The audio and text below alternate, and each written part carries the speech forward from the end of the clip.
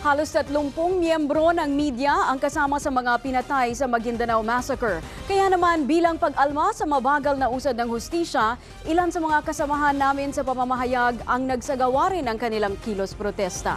Andrea Bautista, ikwento mo.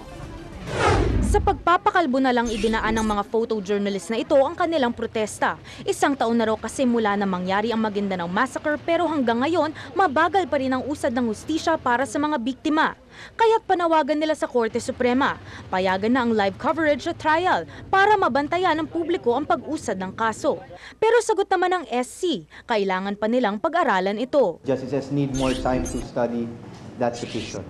Maging si Pangulong Aquino sinubukan na rin kumbinsihin ng korte para payagan ang live coverage ng pagdinig. Sa isang sulat niya kay Chief Justice Renato Corona, sinabi ng Pangulo na sa pamamagitan ng live coverage mapapatunayan sa publiko na tumatakbo ang gulong ng hustisya. Sabi naman ni Marquez, hindi imposibleng mabaliktad ang dati ng patakaran ng Korte Suprema na nagbabawal sa live coverage ng mga court hearing. We have an entirely new court reviewing this doctrine. It can go either way.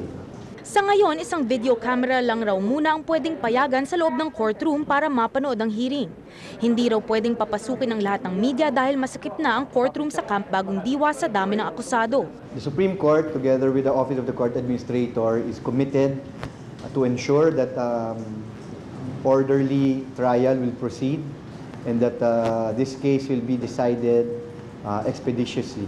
Bukod sa petisyon para sa live coverage, nakabinbin din sa Korte Suprema ang petisyon para bumuo ng special court na tututok sa kaso. Andrea Bautista, News 5.